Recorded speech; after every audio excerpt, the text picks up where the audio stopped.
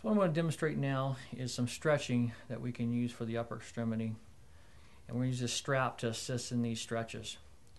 It's important to keep the flexibility of the shoulder and arm balanced, and as you do certain things over and over again, some things get too tight, some things will get too loose. So a stretching program routine after a light warm-up is appropriate for the upper extremity as well as for the lower extremity. So to start off, we're going to start off with the forearm. We can use this device here to assist with that, and what we're going to do here is start with the muscles of the upper part of the forearm. And we're going to use this strap here, have the device down at the end of the fingers, make sure the fingers are extended, elbow extended, about shoulder height, and then we can pull on one end. There's a little loop here you can hang on to. And when you're stretching, you're looking at about a 10-second duration of a hold. It shouldn't be so intense that you're fighting against the stretch, more of a relaxed stretch. And then we can move on to the next stretch using this strap here. Again, fingers extended to get all the muscles lengthened. This time palm is turned down and away from you, elbow straight. A little different position as far as working those muscles. So in a thrower, a lot of times those muscles here in this inside of the arm develop tightness just due to gripping of the ball and the activity related to throwing. Another area of the thrower that gets tight is the back of the shoulder.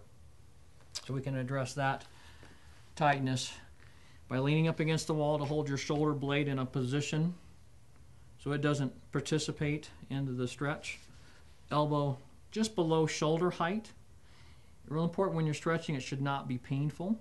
You're going to feel a little stress of the stretch, but you shouldn't be in a situation where it's painful. If you're having pain during this stretch, I'd recommend you not do it or modify the intensity so it can be pain-free. We take this strap here, and we don't want to be gripping at this time because we want the arm as relaxed as possible. So I'm going to take it over the top of the wrist, like so. And then I'm going to use the other end to pull the arm in a downward position while maintaining the height of the elbow and a steady position of the shoulder. Feel the stretch position. Again, we're going to hold 10 seconds.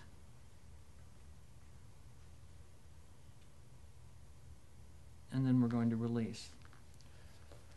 When it goes to stretching, I talked about a 10-second hold. We're going to intermittently do 10 seconds, and I recommend 3 sessions of each of those. So we'll repeat it 3 different times, holding them for 10 seconds. So this last stretch we're going to do is going to be addressing the muscles that tie the shoulder blade to the arm. In a thrower, those get tight. And to address those, to isolate those muscles, we're going to take the strap here. We're going to hang on to the loop. We're going to throw it over our back. And we're going to grab a hold of the handle. We want the elbow up towards the ceiling as high as you can, maintaining good posture. Don't lean forward, don't lean backward. We're going to now use the handle and your opposite arm to pull your thumb down the middle of your back. Do you feel a stretch position using your tricep or muscles in the back of the shoulder? Holding that position again 10 seconds and avoiding pain. And then you can release. And then you can go through the routine again. Like I said, holding 10 seconds, 3 different sessions of each. And you should feel after each session that the stretching gets a little bit easier and you get a little more flexible throughout each set. Next, we're going to demonstrate a hamstring stretch that we can use this strap to assist with. And when I'm doing a hamstring stretch with players, I like to have them lying on a flat surface. The flat surface protects their lumbar spine from participating as well as having lumbar issues from irritating that condition. It really allows them to isolate the hamstring. We'll use this strap to assist in a passive part of the stretch, but we're also going to allow the hamstring and be more of an active part of this stretch. So one leg is straight. The other leg we're going to have in position with the knee straight up towards the ceiling. Then what he's going to do is extend his leg as far as he feels comfortable, providing moderate tension through the hamstring.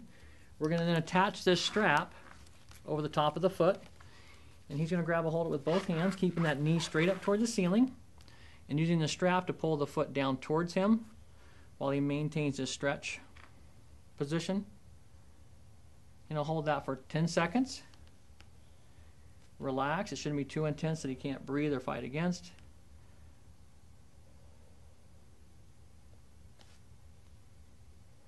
and then he can let the leg down and repeat that 3 times. That's good.